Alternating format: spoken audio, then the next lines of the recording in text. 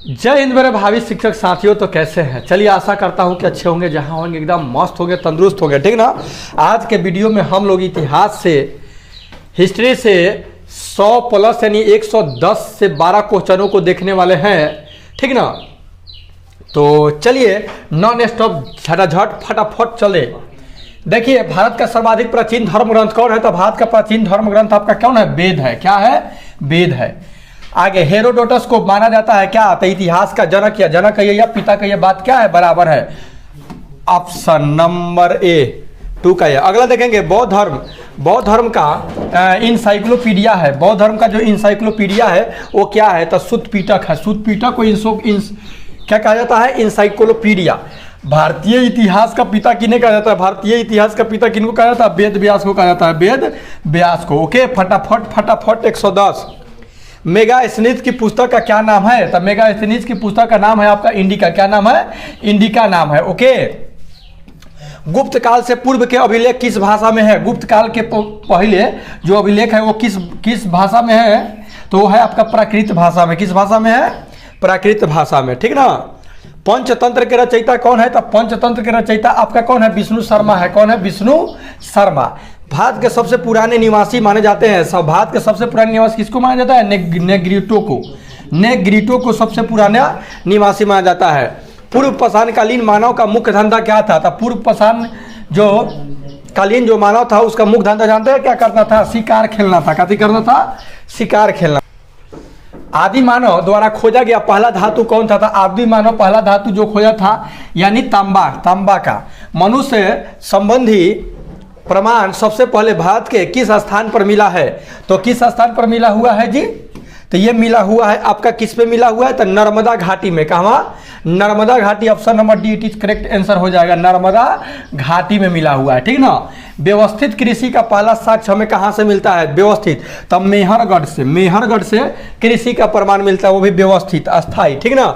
आइए देखते हैं आगे। दक्षिण भारत में मेगालिथ किससे संबंधित है?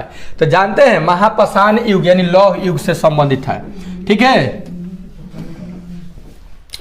किस स्थान पर भारतीय पूरा पाषाण कालीन कलाकृति की खोज हुई थी? तो याद रखिएगा पल्लावरम।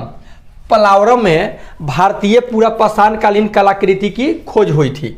भारत में खोजा गया सबसे पहला पुराना शहर कौन था? तो हड़प्पा सबसे पुराना शहर था, भारत में खोजा गया, ठीक ना। आइए आगे देखते हैं। सिंधु घाटी सभ्यता किस युग से संबंधित है? सिंधु घाटी सभ्यता जो है ना आपका आद्य ऐतिहासिक युग से संबंधित है। आद्य ऐतिहासिक युग से संबंधित है, ठीक ना। हड़प्पा सभ्यता की खोज किस वर्ष हुई थी? तो हड़प्पा सभ्यता की खोज किस वर्ष हुई? तो 1922 में। देरम सहनी। हड़प्पा एवं मोहनजोदड़ो की पुरातत्विक खुदाई के प्रभारी कौन थे? कौन थे जी? तो पुरातत्विक प्रभारी है सर जॉन मार्शल। कौन थे? सर जॉन मार्शल थे, ठीक ना। आइए फटाफट फटाफट हम लोग 110 नॉन स्टॉप 110 पर करेंगे बस। मोहनजोदड़ो को किस से एक अन्य नाम से भी जाना जाता है? तो मृतकों का टीला कहा जाता है। मृतकों का टीला। मोहनजोदड़ो की प्रसिद्ध पशुपति मुहर, ठीक ना, किस मुहर पर देवता जो बना हुआ है किन पशुओं से घिरे हुए हैं? जानते हैं चीता है, गेंडा है, हाथी है और भैंसा है। चीता है, गेंडा है, भैंसा है और हाथी है। जो मोहनजोदड़ो की प्रसिद्ध जो पशुपति मुहर पर देवता किन पशुओं से घिरे हुए हैं? तो चीता से, गेंडा से, भैंसा से और हाथी से घिरे हुए हैं। मोहनजोदड़ो कहाँ स्थित है? तो मोहनजोदड़ो कहाँ स्थित है भाई? तो सिंध में। कहाँ है? सिंध में मोहनजोदड़ो स्थित है। अगला बताएंगे आप, हड़प्पा की सभ्यता किस युग की थी? हड़प्पा की जो सभ्यता थी यह किस युग की थी? तो यह कांस्य युग की थी। क्या चीज की? कांस्य युग। कांसा का उपयोग ज्यादा लोग करता था। आगे देखेंगे फटाफट। सिंधु घाटी सभ्यता के लोगों का मुख्य व्यवसाय क्या था? सिंधु घाटी सभ्यता के लोग का व्यवसाय क्या था? मतलब क्या करते थे? जानते हैं? कृषि। क्या था? कृषि था। दुर्गा, दुर्गा के कितने पौराणिक नाम है? तो दुर्गा के 101 पौराणिक नाम है, पुराण के अनुसार 101 दुर्गा के नाम है। वैदिक कालीन दशराग युद्ध क्या था? वैदिक कालीन में जो दशराग युद्ध हुआ था वो क्या था? ठीक ना, तो ये था पुरुषनी नदी के किनारे 10 राजाओं का संग्राम था। पुरुषनी नदी के किनारे जो 10 राजा का संग्राम हुआ उसी को दशराग युद्ध कहा गया। ठीक ना। सांख्य दर्शन के प्रवर्तक कौन थे? सांख्य दर्शन के प्रवर्तक कौन थे? तो कपिल थे। कौन थे? कपिल थे। ओके। आरंभिक वैदिक साहित्य में सर्वाधिक वर्णित नदी कौन है? तो सबसे ज्यादा वर्णन हुआ है आपका किसका? सिंधु नदी का सबसे ज्यादा वर्णन हुआ है। वेद शब्द की उत्पत्ति निम्न में से किस शब्द से हुई है? तब वेद शब्द की उत्पत्ति विद्य से हुई है। किससे हुई है? विद्य से वेद शब्द की उत्पत्ति हुई है। ऋग वेद की प्रथम ऋचा किस देवता के प्रति है? प्रति समर्पित है। ठीक ना, तो वरुण देवता के लिए। किसके लिए है? वरुण देवता के समर्पित है। ठीक ना। अस्तोमा सदगम्या कहाँ से लिया गया है? अस्तोमा सदगम्या ऋग वेद से लिया गया है। किससे लिया गया है? ऋग वेद से। वैदिक साहित्य के अंतिम भाग में वेदांत की कुल संख्या कितनी थी? तो 6। वेदांतों की संख्या कितनी थी? 6 वेदांत थी। पुराणों की संख्या कुल कितनी है? तो पुराण को है 18 को पुराण है। पुराण कितने हैं? 18। प्रसिद्ध जो गायत्री मंत्र है किस धर्म ग्रंथ में है? तो ये आपका ऋग वेद में है। ऋग वेद में क्या चीज है? आपका धार्मिक जो गायत्री मंत्र है वो है। महाभारत के रचनाकार कौन है? तो महाभारत के रचनाकार महर्षि वेद व्यास है। महर्षि द्वैपायन वेद व्यास है। ठीक ना। आइए देखते हैं आगे फटाफट। ऋग वैदिक आदि किसकी पूजा करते थे? तो प्रकृति की उपासना। प्रकृति की उपासना करते थे। ठीक ना, नेचर के। बुद्ध का अर्थ क्या है? तो बुद्ध का अर्थ है ज्ञान प्राप्त। बुद्ध का अर्थ क्या है? ज्ञान प्राप्त। ओके। स्तूप से संबंधित है। स्तूप से संबंधित कौन है? तो महापरिनिर्वाण। महापरिनिर्वाण जो है स्तूप से संबंधित है। जो भी स्तूप शांति स्तूप बना है तब महापरिनिर्वाण उनका जो भी अस्थि था वो 8 जगहों पे गया था। निम्नलिखित में से कौन सा सर्वप्रथम बौद्ध भिक्षुणी बनी थी? तो कौन थी? गौतमी। माया गौतमी। बौद्ध धर्म के त्रिरत्न कौन कौन है? तब बौद्ध धर्म के त्रिरत्न आपका बुद्ध धम्म और संघ है। बुद्ध धम्म और संघ। ओके। बौद्ध धर्म के 3 रत्न कौन है? बुद्ध धम्म और संघ है। गौतम बुद्ध का महापरिनिर्वाण किस पर हुआ था? किस स्थान पर हुआ था? तो वो आपका कुशीनगर। ठीक ना, जिसको कुशीनारा भी कहा जाता है। ठीक है, कुशीनारा कुशीनगर दे दे तो घबराइएगा मत। निम्नलिखित में से कौन सा बौद्धों का पवित्र ग्रंथ है? तो सबसे ज्यादा पवित्र ग्रंथ जो है वो त्रिपिटक है। क्या है? बौद्धों के लिए पवित्र ग्रंथ कौन है? त्रिपिटक। गौतम बुद्ध का जन्म कब हुआ था? तो गौतम बुद्ध का जन्म जो हुआ था आपका 563 ईसा पूर्व हुआ था। ईसा मसीह के जन्म के 563 वर्ष पहले। वर्धमान महावीर का जन्म स्थान कौन सा है? तो वर्धमान महावीर का जन्म कहाँ हुआ था? तो कुंडग्राम। कुंडग्राम कहाँ है? ये वैशाली में है। जैन दर्शन को किस नाम से जाना जाता है? जैन दर्शन को किस नाम से जाना जाता है? तो स्यादवाद। स्यादवाद से जाना जाता है जैन दर्शन को। ठीक है ना, स्यादवाद। जैन धर्म है क्या है? ईश्वरवादी, अनिश्वरवादी। तो ये में ईश्वर की मान्यता नहीं है, अनिश्वरवादी है। क्या है? अनिश्वरवादी है। वर्धमान महावीर का जन्म कब हुआ था? तो वर्धमान महावीर का जो जन्म हुआ था आपका 540 ईसा पूर्व हुआ था। ठीक ना, 540 ईसा पूर्व वैशाली के कुंडग्राम में। जैन धर्म में त्रिरत्न का अर्थ क्या होता है? तो जैन धर्म में त्रिरत्न का अर्थ है आपका सम्यक दर्शन, सम्यक ज्ञान और सम्यक आचरण। सम्यक दर्शन, सम्यक ज्ञान और सम्यक आचरण। ठीक ना। महावीर के अनुयायियों का मूल नाम क्या था? महावीर के जो अनुयायी थे, जो महावीर के पथ पर चले, क्या नाम था? निग्रंथ। उनको क्या कहा गया? निग्रंथ। भगवान महावीर का प्रथम शिष्य एवं दामाद कौन था? तो जमाली। कौन? जमाली या जमाल कहिए। ठीक ना, आगे देखेंगे। जैन धर्म विश्वास करता है क्या चीज में? जैन धर्म विश्वास करता है, हाँ, पुनर्जन्म में विश्वास जैन धर्म करता है। मगध राजस्व, मगध राज्य का वास्तविक संस्थापक कौन था? तो मगध राज्य का वास्तविक संस्थापक आपका बिंबिसार। कौन? बिंबिसार। बिंबिसार शासक था। कहाँ का बिंबिसार शासक था जी? तो बिंबिसार आपका हर्यक वंश का शासक था। कहाँ का? हर्यक वंश का शासक कौन? बिंबिसार। बिंबिसार किस धर्म का अनुयायी था? तो बिंबिसार आपका बौद्ध धर्म का अनुयायी था। किस धर्म का? बौद्ध धर्म का। बिंबिसार, बौद्ध से बिंबिसार और बौद्ध से बौद्ध धर्म याद रखिएगा। पाटलिपुत्र के संस्थापक, पाटलिपुत्र के संस्थापक कौन थे? तो उदयन। कौन? उदयन जो थे पाटलिपुत्र आज वर्तमान का पटना है। मगध में मौर्य वंश का संस्थापक कौन था? मगध में जो मौर्य वंश का स्थापना किए थे वो थे चंद्रगुप्त मौर्य। कौन? चंद्रगुप्त मौर्य। निम्नलिखित में से किस शासक ने अवंती को जीतकर मगध का हिस्सा बना लिया था? तो कौन था? वो शिशुनाग था। कौन? शिशुनाग। ओके। मौर्य वंश का संस्थापक कौन था भाई? तो मौर्य वंश का संस्थापक जो था ना वो था आपका चंद्रगुप्त मौर्य। चंद्रगुप्त मौर्य।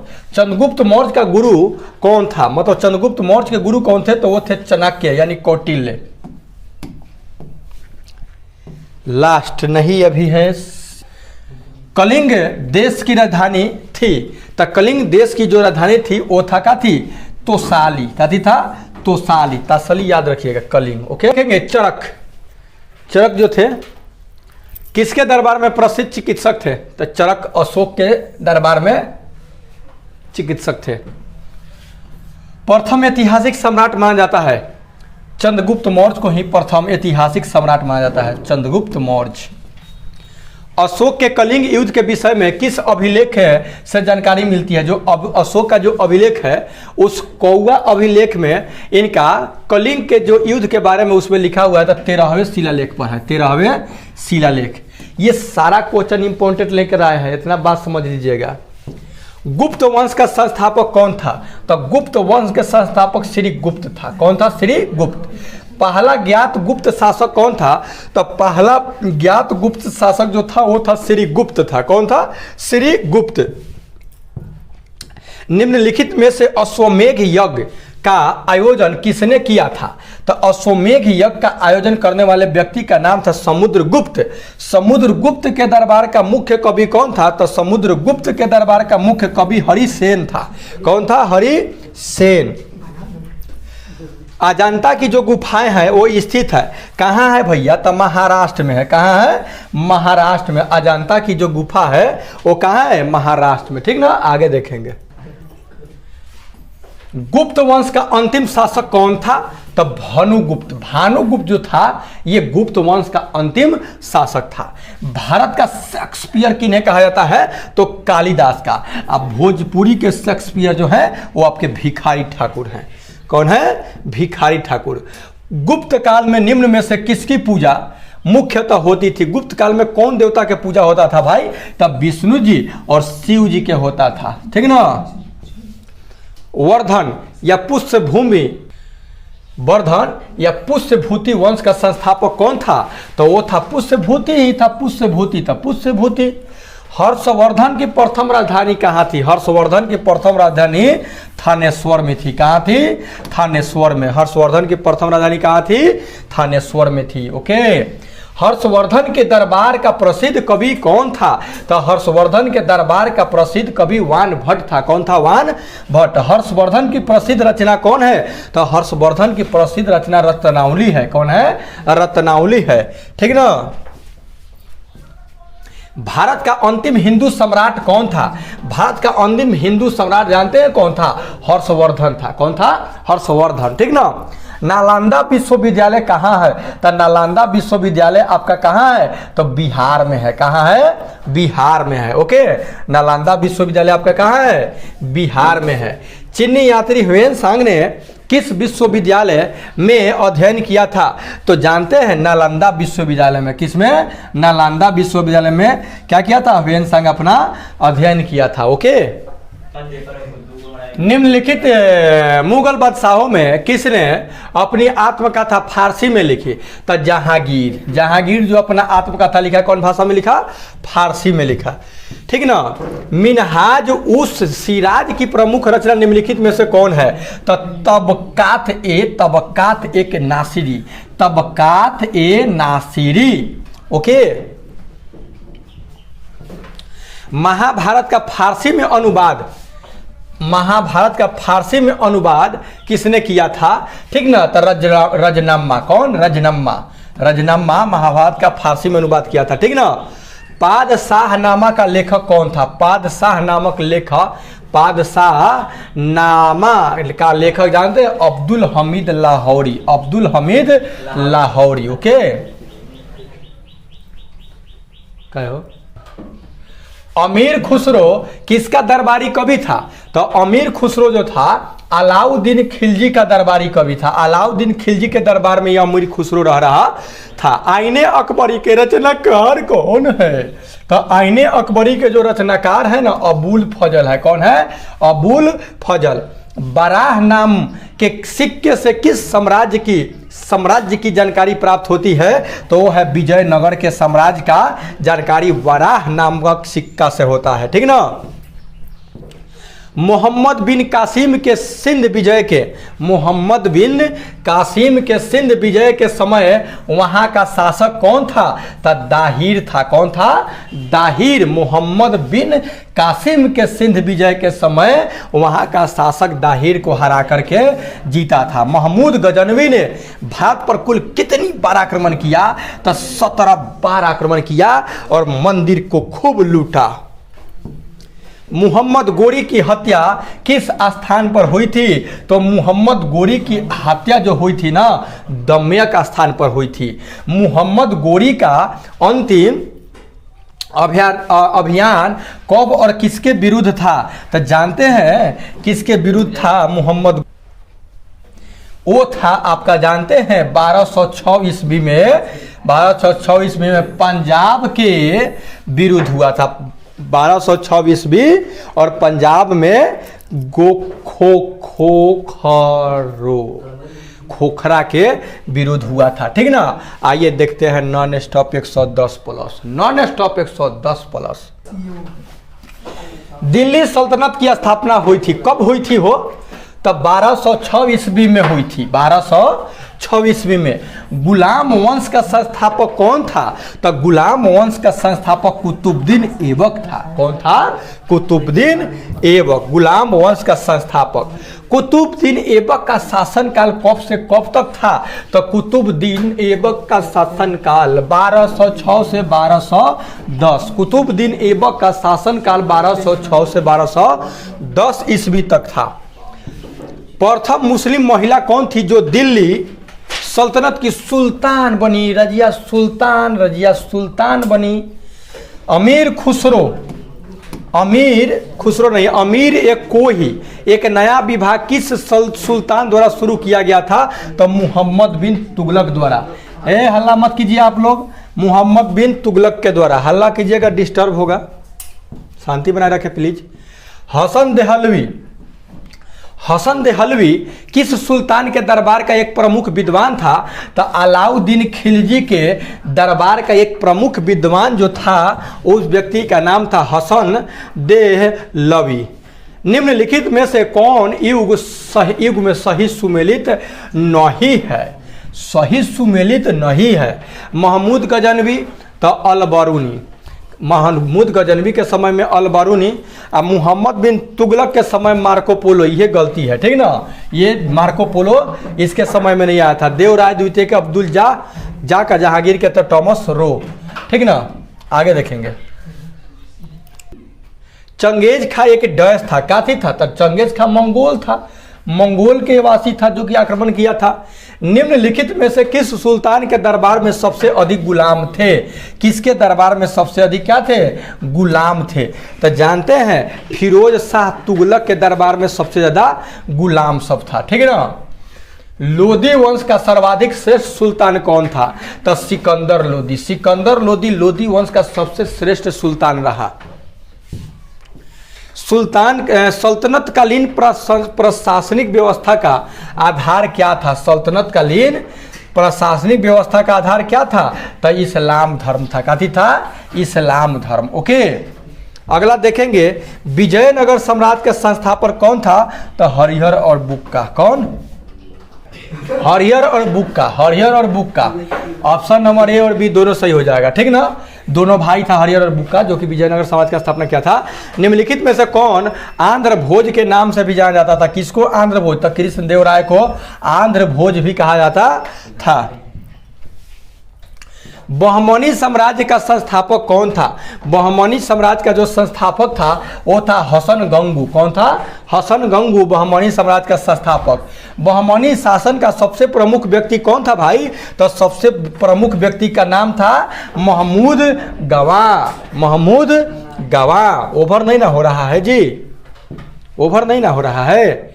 निम्नलिखित सूफियों में से कौन मुजहिद अथवा सुधारक के रूप में जाना जाता है? निम्नलिखित सूफियों में से कौन मुजहिद अथवा सुधारक के रूप में जाना जाता है? तो वो है शेख अहमद सरहिंदी। शेख अहमद सरहिंदी। ओके।